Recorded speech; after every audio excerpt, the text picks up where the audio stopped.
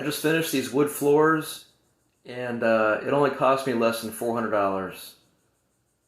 The room is an 8 by 10 with a closet, and I used real wood. It's 3/4 inch pine, basically 1 by 8s, the kind of stuff you'd use for shelves. Has 4 coats of polyurethane on it. Super glossy, super strong and durable. They look incredible.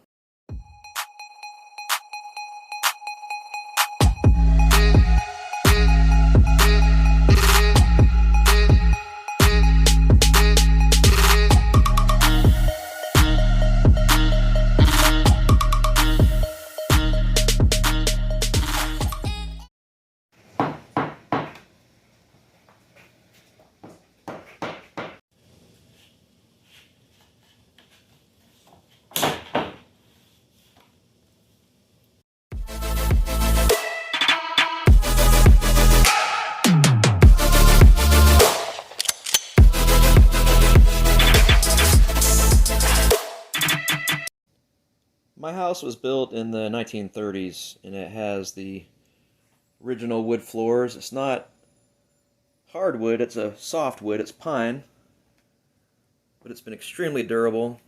Raised 3 kids in here.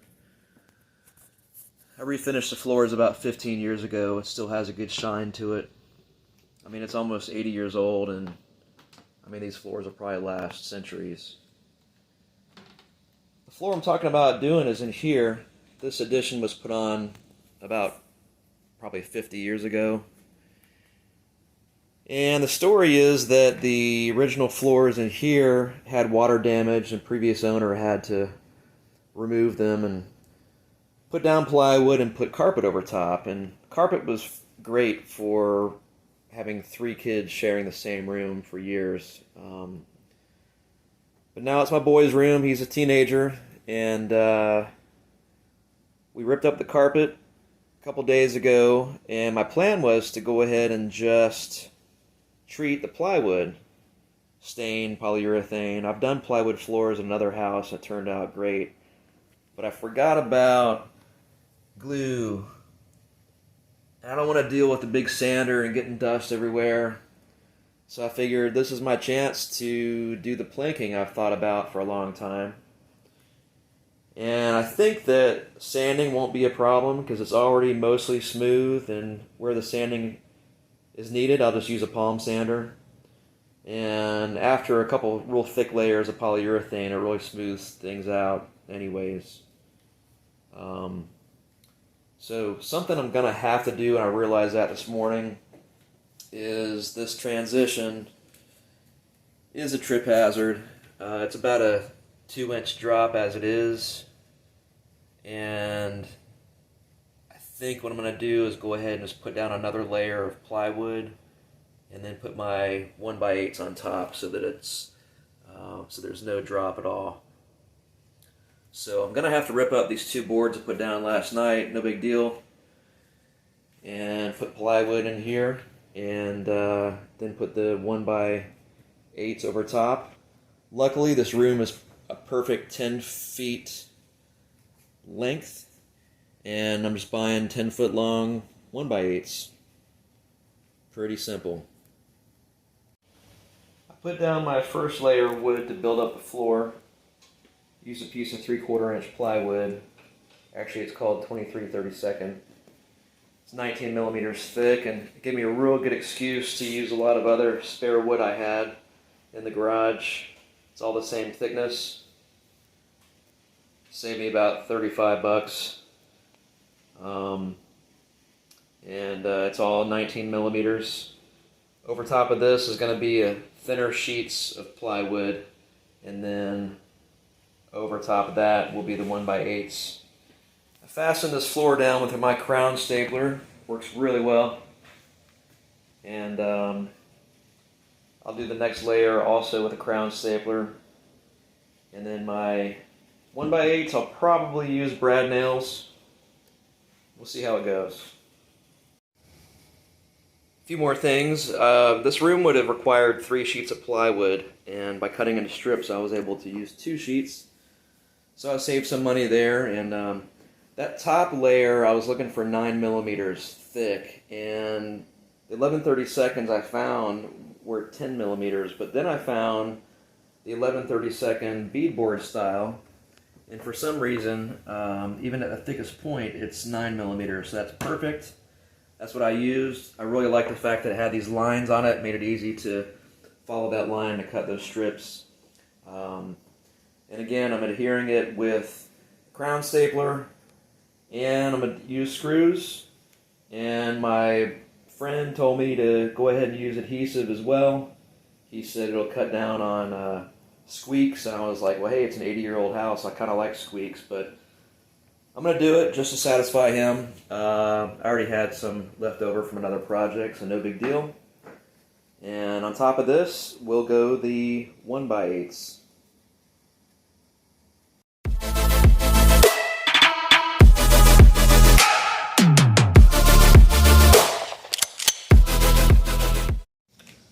I went ahead and filled the gaps with some foam, and right here wasn't a clean transition, so I went ahead and made a line and got my saws out and made it so the wood is gonna butt up real nicely, right up like that. It's gonna look good.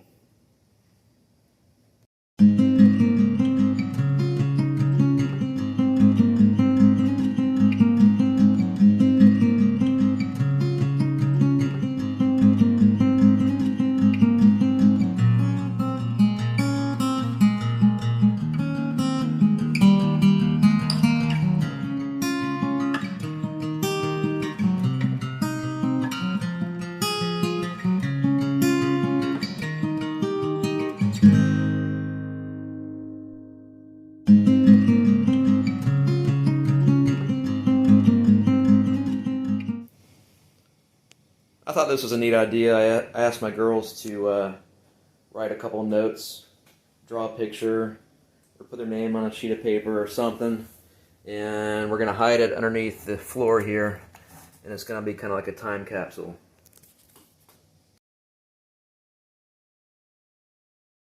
Okay, I'm starting day 3 on this project. I really haven't put a whole lot of time into it, maybe a couple hours each day.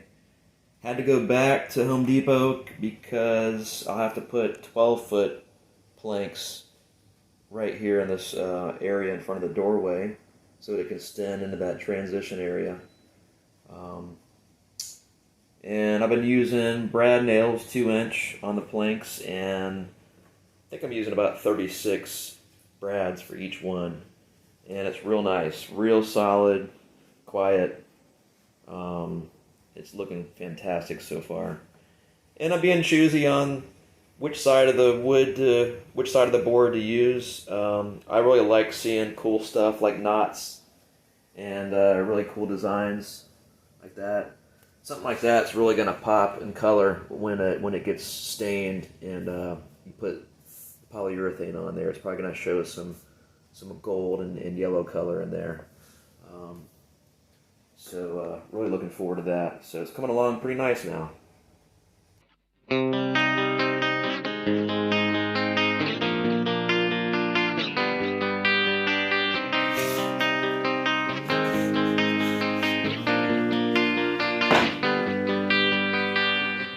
wanted to show a collection of all the tools needed for the carpentry part of the project.